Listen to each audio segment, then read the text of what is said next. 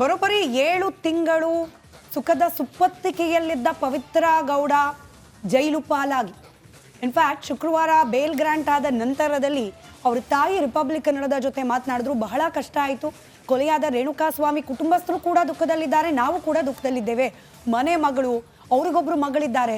7 ತಿಂಗಳಿಂದ ಆ ಮಗಳ ಆರೈಕೆ ಸರಿಯಾಗಿ ಆಗ್ತಾ ಇಲ್ಲ. ಮಗಳು ಆದಷ್ಟು ಬೇಗ ಜೈಲಿನಿಂದ ಆಚೆ ಬಂದರೆ ಸಾಕು ಅಂತ ಹೇಳಿ ಕಣ್ಣೀರು ಹಾಕಿದ್ರು ಪವಿತ್ರ ಗೌಡ ಅವರ ತಾಯಿ. ಅವ್ರು ಕೂಡ ಪಾಪ ಜೈಲಿಗೆ ರೌಂಡ್ ಹಾಕ್ತಾ ಇದ್ರು. ಆಗಾಗ ಮಗಳ ಯೋಗಕ್ಷೇಮವನ್ನ ವಿಚಾರಿಸ್ಕೊಂಡು ಬರುವ ಸಲುವಾಗಿ.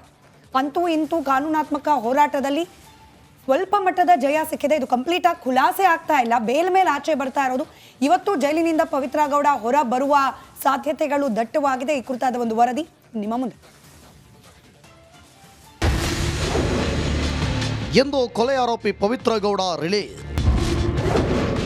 ಪವಿತ್ರ ಗೌಡಗಾಗಿ ಕಾತರದಲ್ಲಿರುವ ಕುಟುಂಬಸ್ಥರು. ರೇಣುಕಾಸ್ವಾಮಿ ಕೊಲೆ ಪ್ರಕರಣದ A1 ಆರೋಪಿಯಾಗಿರುವ ಪವಿತ್ರ ಗೌಡಗೆ ಬೇಲ್ ಸಿಕ್ಕಿದೆ. ಶುಕ್ರವಾರವೇ ಹೈಕೋರ್ಟ್ ಜಾಮೀನು ಮಂಜೂರು ಮಾಡಿದ್ರೂ ಬಿಡುಗಡೆ ಭಾಗ್ಯ ಸಿಕ್ಕಿರಲಿಲ್ಲ ಎಂದು ಪರಪ್ಪನ ಅಗ್ರಹಾರ ಜೈಲಿನಿಂದ ಪವಿತ್ರ ಗೌಡ ರಿಲೀಸ್ ಆಗಲಿದ್ದಾರೆ. ಜೈಲಿಂದ ಹೊರಬರಲು ತುದಿಗಾಲಲ್ಲಿ ನಿಂತಿದ್ದಾರೆ. ಇನ್ನು ಮಗಳನ್ನ ಕಾಣಲು ಕುಟುಂಬಸ್ಥರು ಕಾತರದಲ್ಲಿದ್ದಾರೆ.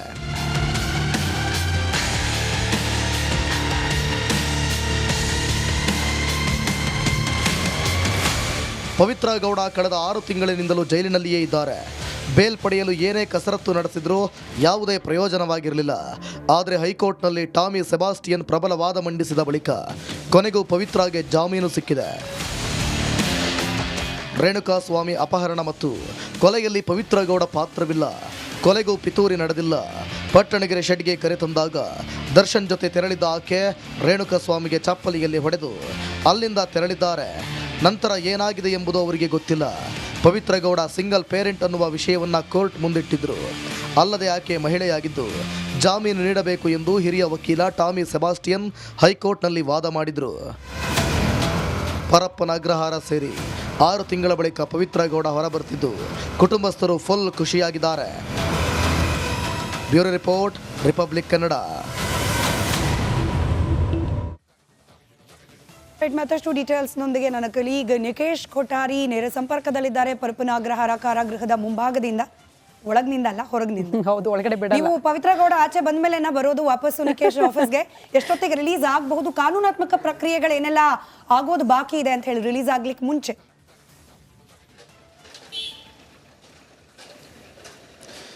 ಖಂಡಿತ ಸ್ಮಿತಾ ರಂಗನಾಥ್, ಯಾಕಂತ ಹೇಳಿದ್ರೆ ಮೊನ್ನೆ ಶುಕ್ರವಾರ ಬೇಲ್ ಸಿಕ್ತು. ಆದರೆ ಒಂದಿಷ್ಟು ಟೆಕ್ನಿಕಲ್ ಸಮಸ್ಯೆ ಇರುವಂಥದ್ದು ಕಾರಣ ಶನಿವಾರ ಹಾಗೆ ಸಂಡೇ 2 ದಿವಸ ಜೈಲಲ್ಲೇ ಇರುವಂತಹ ಅನಿವಾರ್ಯತೆ ಪವಿತ್ರ ಗೌಡಗಿರುವಂಥದ್ದು. ಪವಿತ್ರ ಗೌಡ ಮಾತ್ರ ಅಲ್ಲ, ಈ ರಾಜಾತಿಥ್ಯ ವಿಚಾರಕ್ಕೆ ಸಂಬಂಧಪಟ್ಟಂತೆ ಒಂದಿಷ್ಟು ಜನರನ್ನು ಕೂಡ ಬೇರೆ ಬೇರೆ ಜೈಲಿಗೆ ಶಿಫ್ಟ್ ಮಾಡಲಾಯಿತು. ಅದರಲ್ಲಿ ಪವಿತ್ರ ಗೌಡ, ಅನುಕುಮಾರ್ ಹಾಗೆ ಪ್ರದೋಷ್ ಇದೇ ಪರಪ್ಪನ ಅಗ್ರಹಾರ ಜೈಲಲ್ಲಿ ಇರುವಂಥದ್ದು. ಇವತ್ತು 3 ಜನರು ಕೂಡ ಬರ್ತಾರೆ. ಆದರೆ ಕೋರ್ಟ್ 10 ಗಂಟೆ ಓಪನ್ ಆಗುತ್ತೆ. ಒಂದಿಷ್ಟು ಡಾಕ್ಯುಮೆಂಟ್ಗಳನ್ನು ಹೈಕೋರ್ಟ್ ಏನು ಬೇಲ್ ಕೊಟ್ಟಿದೆ ಅದನ್ನ ಸೆಷನ್ ಕೋರ್ಟಿಗೆ ಸಬ್ಮಿಟ್ ಮಾಡಬೇಕಾಗತ್ತೆ. ಅದನ್ನೇ ಇಟ್ಕೊಂಡು ಮತ್ತೆ ಅಲ್ಲಿ ಆದೇಶ ಕಾಪಿಯನ್ನು ತಗೊಂಡು ಬಂದು ಈ ಪರಪ್ಪನ ಅಗ್ರಹಾರದ ಜೈಲ್ ಸೂಪರ್ಡೆಂಟಿಗೆ ಕೊಡಬೇಕಾಗತ್ತೆ. ಅವರು ಅದಕ್ಕೆ ಒಂದು ಆದೇಶ ಪ್ರತಿಗೆ ಅವ್ರ ಸಿಗ್ನೇಚರ್ ಹಾಕಿ ಅದಾದ ನಂತರ ಅವರನ್ನ ಹೊರಗಡೆ ಬಿಡ್ತಾರೆ. ಒಂದು ಸಂಜೆ ಒಳಗೆ ಅವರನ್ನ ಹೊರಗಡೆ ಬಿಡ್ತಾರೆ ಎನ್ನುವಂಥ ಮಾಹಿತಿ ಕೂಡ ಲಭ್ಯವಾಗ್ತಾ ಇರುವಂಥದ್ದು. ಇನ್ನೊಂದು ಕಡೆಯಲ್ಲಿ ಪವಿತ್ರ ಗೌಡ ಅವರನ್ನ ಕರ್ಕೊಂಡು ಹೋಗುವಂಥ ಸಲುವಾಗಿ ಪವಿತ್ರ ಗೌಡ ಅವರ ತಾಯಿ ಹಾಗೆ ಪವಿತ್ರ ಗೌಡ ಅವರ ಮಗಳು ಬರುವಂಥ ಒಂದು ಸಾಧ್ಯತೆ ಕಂಡು ಬರ್ತಾ ಇರುವಂಥದ್ದು. ಜೊತೆಗೆ ಅನುಕುಮಾರ್ ಹಾಗೆ ಪ್ರದೋಷ್ ಅವರ ಮನೆಯವರು ಕೂಡ ಬರ್ತಾರೆ ಅನ್ನುವಂಥ ನಿರೀಕ್ಷೆ ಕೂಡ ಇರುವಂಥದ್ದು. ಜೊತೆಗೆ ಈಗಾಗಲೇ ಗಮನಿಸಬೇಕಾದಂಥ ವಿಚಾರ ಏನಪ್ಪಾ ಅಂತ ಹೇಳಿದ್ರೆ ಪವಿತ್ರ ಗೌಡ ಅವರು ಹೊರಗಡೆ ಬರ್ತಾರೆ. ಆದರೆ ಅನುಕುಮಾರ್ ಅವರಿಗೆ ಒಂದಿಷ್ಟು ಸಂಕಷ್ಟ. ಯಾಕಂತ ಹೇಳಿದ್ರೆ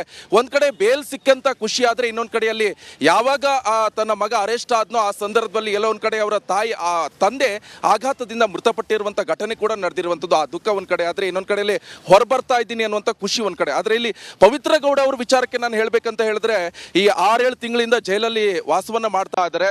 ಒಂದು ಹೈಫೈ ಲೈಫ್ ಅನ್ನ ಲೀಡ್ ಮಾಡಿರುವಂತ ಪವಿತ್ರ ಗೌಡ ದಿನ ಬೆಳಗಾದ್ರೆ ಪಾರ್ಟಿ, ಪಬ್ಬು, ಅದು ಇದು ಫಂಕ್ಷನ್, ಸಾಕಷ್ಟು ಜನರ ಜೊತೆ ಮಾತಾಡಿಕೊಂಡು ಬೆರ್ತಿರುವಂತ ಇದೇ ಪವಿತ್ರ ಗೌಡ 6-7 ತಿಂಗಳುಗಳಿಂದ ಇದೇ ಪರಪ್ಪನ ಅಗ್ರಹಾರದ ಜೈಲಿನಲ್ಲಿ ವಾಸವಾಗಿ ಇರುವಂತದ್ದು.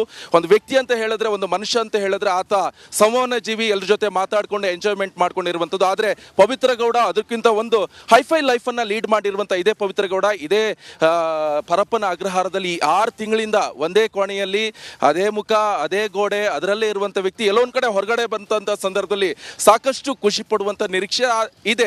ಆದರೆ ಈ ಒಂದು ಪ್ರೊಸೆಸ್ ಆಗುವಂಥದ್ದು 10 ಗಂಟೆಗೆ ಕೋರ್ಟ್ ಓಪನ್ ಆಗುತ್ತೆ, ಆ ಆರ್ಡರ್ ಕಾಪಿ ಸಿಗುತ್ತೆ, ಆ ಆರ್ಡರ್ ಕಾಪಿಯನ್ನು ತಗೊಂಡು ಬಂದು ಇಲ್ಲಿ ಸಬ್ಮಿಟ್ ಮಾಡಿ ಆದ್ರ ಮೇಲೆ ರಿಲೀಸ್ ಆಗುವಂತಹ ಸಾಧ್ಯತೆ.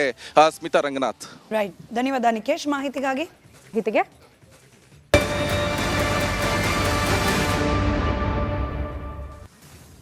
ಬರೋಬ್ಬರಿ 7 ತಿಂಗಳು ಸುಖದ ಸುಪ್ಪತ್ತಿಗೆಯಲ್ಲಿದ್ದ ಪವಿತ್ರ ಗೌಡ ಜೈಲು ಪಾಲಾಗಿ ಇನ್ಫ್ಯಾಕ್ಟ್ ಶುಕ್ರವಾರ ಬೇಲ್ ಗ್ರಾಂಟ್ ಆದ ನಂತರದಲ್ಲಿ ಅವ್ರ ತಾಯಿ ರಿಪಬ್ಲಿಕ್ ಕನ್ನಡದ ಜೊತೆ ಮಾತನಾಡಿದ್ರು. ಬಹಳ ಕಷ್ಟ ಆಯಿತು. ಕೊಲೆಯಾದ ರೇಣುಕಾಸ್ವಾಮಿ ಕುಟುಂಬಸ್ಥರು ಕೂಡ ದುಃಖದಲ್ಲಿದ್ದಾರೆ, ನಾವು ಕೂಡ ದುಃಖದಲ್ಲಿದ್ದೇವೆ. ಮನೆ ಮಗಳು, ಅವ್ರಿಗೊಬ್ರು ಮಗಳಿದ್ದಾರೆ. 7 ತಿಂಗಳಿಂದ ಆ ಮಗಳ ಆರೈಕೆ ಸರಿಯಾಗಿ ಆಗ್ತಾ ಇಲ್ಲ. ಮಗಳು ಆದಷ್ಟು ಬೇಗ ಜೈಲಿನಿಂದ ಆಚೆ ಬಂದರೆ ಸಾಕು ಅಂತ ಹೇಳಿ ಕಣ್ಣೀರು ಹಾಕಿದ್ರು ಪವಿತ್ರ ಗೌಡ ಅವರ ತಾಯಿ. ಅವ್ರು ಕೂಡ ಪಾಪ ಜೈಲಿಗೆ ರೌಂಡ್ ಹಾಕ್ತಾ ಇದ್ರು ಆಗಾಗ ಮಗಳ ಯೋಗಕ್ಷೇಮವನ್ನ ವಿಚಾರಿಸ್ಕೊಂಡು ಬರುವ ಸಲುವಾಗಿ. ಅಂತೂ ಇಂತೂ ಕಾನೂನಾತ್ಮಕ ಹೋರಾಟದಲ್ಲಿ ಸ್ವಲ್ಪ ಮಟ್ಟದ ಜಯ ಸಿಕ್ಕಿದೆ. ಇದು ಕಂಪ್ಲೀಟ್ ಆಗಿ ಖುಲಾಸೆ ಆಗ್ತಾ ಇಲ್ಲ, ಬೇಲ್ ಮೇಲೆ ಆಚೆ ಬರ್ತಾ ಇರೋದು. ಇವತ್ತು ಜೈಲಿನಿಂದ ಪವಿತ್ರ ಗೌಡ ಹೊರ ಬರುವ ಸಾಧ್ಯತೆಗಳು ದಟ್ಟವಾಗಿದೆ. ಈ ಕುರಿತಾದ ಒಂದು ವರದಿ ನಿಮ್ಮ ಮುಂದೆ. ಎಂದು ಕೊಲೆ ಆರೋಪಿ ಪವಿತ್ರ ಗೌಡ ರಿಲೀಸ್. ಪವಿತ್ರ ಗೌಡಗಾಗಿ ಕಾತರದಲ್ಲಿರುವ ಕುಟುಂಬಸ್ಥರು. ರೇಣುಕಾಸ್ವಾಮಿ ಕೊಲೆ ಪ್ರಕರಣದ A1 ಆರೋಪಿಯಾಗಿರುವ ಪವಿತ್ರ ಗೌಡಗೆ ಬೇಲ್ ಸಿಕ್ಕಿದೆ. ಶುಕ್ರವಾರವೇ ಹೈಕೋರ್ಟ್ ಜಾಮೀನು ಮಂಜೂರು ಮಾಡಿದ್ರೂ ಬಿಡುಗಡೆ ಭಾಗ್ಯ ಸಿಕ್ಕಿರಲಿಲ್ಲ ಎಂದು ಪರಪ್ಪನ ಅಗ್ರಹಾರ ಜೈಲಿನಿಂದ ಪವಿತ್ರ ಗೌಡ ರಿಲೀಸ್ ಆಗಲಿದ್ದಾರೆ. ಜೈಲಿಂದ ಹೊರಬರಲು ತುದಿಗಾಲಲ್ಲಿ ನಿಂತಿದ್ದಾರೆ. ಇನ್ನು ಮಗಳನ್ನ ಕಾಣಲು ಕುಟುಂಬಸ್ಥರು ಕಾತರದಲ್ಲಿದ್ದಾರೆ.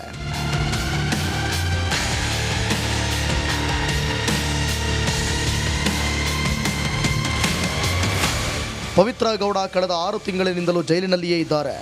ಬೇಲ್ ಪಡೆಯಲು ಏನೇ ಕಸರತ್ತು ನಡೆಸಿದ್ರೂ ಯಾವುದೇ ಪ್ರಯೋಜನವಾಗಿರಲಿಲ್ಲ. ಆದರೆ ಹೈಕೋರ್ಟ್ನಲ್ಲಿ ಟಾಮಿ ಸೆಬಾಸ್ಟಿಯನ್ ಪ್ರಬಲ ವಾದ ಮಂಡಿಸಿದ ಬಳಿಕ ಕೊನೆಗೂ ಪವಿತ್ರಾಗೆ ಜಾಮೀನು ಸಿಕ್ಕಿದೆ.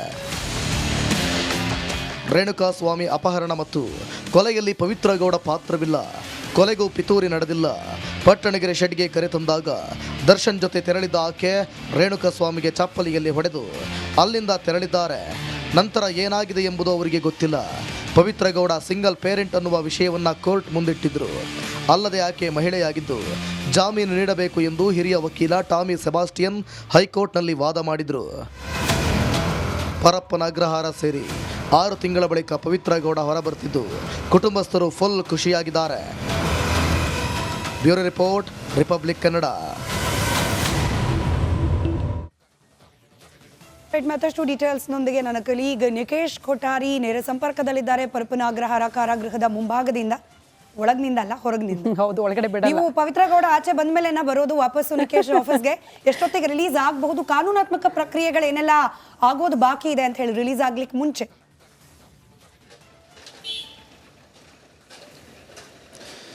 ಖಂಡಿತ ಸ್ಮಿತಾ ರಂಗನಾಥ್. ಯಾಕಂತ ಹೇಳಿದ್ರೆ ಮೊನ್ನೆ ಶುಕ್ರವಾರ ಬೇಲ್ ಸಿಕ್ತು, ಆದರೆ ಒಂದಿಷ್ಟು ಟೆಕ್ನಿಕಲ್ ಸಮಸ್ಯೆ ಇರುವಂಥದ್ದು ಕಾರಣ ಶನಿವಾರ ಹಾಗೆ ಸಂಡೇ 2 ದಿವಸ ಜೈಲಲ್ಲೇ ಇರುವಂತಹ ಅನಿವಾರ್ಯತೆ ಪವಿತ್ರ ಗೌಡಗಿರುವಂಥದ್ದು. ಪವಿತ್ರ ಗೌಡ ಮಾತ್ರ ಅಲ್ಲ, ಈ ರಾಜಾತಿಥ್ಯ ವಿಚಾರಕ್ಕೆ ಸಂಬಂಧಪಟ್ಟಂತೆ ಒಂದಿಷ್ಟು ಜನರನ್ನು ಕೂಡ ಬೇರೆ ಬೇರೆ ಜೈಲಿಗೆ ಶಿಫ್ಟ್ ಮಾಡಲಾಯಿತು. ಅದರಲ್ಲಿ ಪವಿತ್ರ ಗೌಡ, ಅನುಕುಮಾರ್ ಹಾಗೆ ಪ್ರದೋಷ್ ಇದೇ ಪರಪ್ಪನ ಅಗ್ರಹಾರ ಜೈಲಲ್ಲಿ ಇರುವಂಥದ್ದು. ಇವತ್ತು 3 ಜನರು ಕೂಡ ಬರ್ತಾರೆ. ಆದರೆ ಕೋರ್ಟ್ 10 ಗಂಟೆ ಓಪನ್ ಆಗುತ್ತೆ. ಒಂದಿಷ್ಟು ಡಾಕ್ಯುಮೆಂಟ್ಗಳನ್ನು ಹೈಕೋರ್ಟ್ ಏನು ಬೇಲ್ ಕೊಟ್ಟಿದೆ ಅದನ್ನ ಸೆಷನ್ ಕೋರ್ಟಿಗೆ ಸಬ್ಮಿಟ್ ಮಾಡಬೇಕಾಗತ್ತೆ. ಅದನ್ನೇ ಇಟ್ಕೊಂಡು ಮತ್ತೆ ಅಲ್ಲಿ ಆದೇಶ ಕಾಪಿಯನ್ನು ತಗೊಂಡು ಬಂದು ಈ ಪರಪ್ಪನ ಅಗ್ರಹಾರದ ಜೈಲ್ ಸೂಪರ್ಡೆಂಟಿಗೆ ಕೊಡಬೇಕಾಗತ್ತೆ. ಅವರು ಅದಕ್ಕೆ ಒಂದು ಆದೇಶ ಪ್ರತಿಗೆ ಅವ್ರ ಸಿಗ್ನೇಚರ್ ಹಾಕಿ ಅದಾದ ನಂತರ ಅವರನ್ನ ಹೊರಗಡೆ ಬಿಡ್ತಾರೆ. ಒಂದು ಸಂಜೆ ಒಳಗೆ ಅವರನ್ನ ಹೊರಗಡೆ ಬಿಡ್ತಾರೆ ಎನ್ನುವಂಥ ಮಾಹಿತಿ ಕೂಡ ಲಭ್ಯವಾಗ್ತಾ ಇರುವಂಥದ್ದು. ಇನ್ನೊಂದು ಕಡೆಯಲ್ಲಿ ಪವಿತ್ರ ಗೌಡ ಅವರನ್ನ ಕರ್ಕೊಂಡು ಹೋಗುವಂಥ ಸಲುವಾಗಿ ಪವಿತ್ರ ಗೌಡ ಅವರ ತಾಯಿ ಹಾಗೆ ಪವಿತ್ರ ಗೌಡ ಅವರ ಮಗಳು ಬರುವಂಥ ಒಂದು ಸಾಧ್ಯತೆ ಕಂಡು ಬರ್ತಾ ಇರುವಂಥದ್ದು. ಜೊತೆಗೆ ಅನುಕುಮಾರ್ ಹಾಗೆ ಪ್ರದೋಷ್ ಅವರ ಮನೆಯವರು ಕೂಡ ಬರ್ತಾರೆ ಅನ್ನುವಂಥ ನಿರೀಕ್ಷೆ ಕೂಡ ಇರುವಂಥದ್ದು. ಜೊತೆಗೆ ಈಗಾಗಲೇ ಗಮನಿಸಬೇಕಾದಂಥ ವಿಚಾರ ಏನಪ್ಪಾ ಅಂತ ಹೇಳಿದ್ರೆ ಪವಿತ್ರ ಗೌಡ ಅವರು ಹೊರಗಡೆ ಬರ್ತಾರೆ. ಆದರೆ ಅನುಕುಮಾರ್ ಅವರಿಗೆ ಒಂದಿಷ್ಟು ಸಂಕಷ್ಟ. ಯಾಕಂತ ಹೇಳಿದ್ರೆ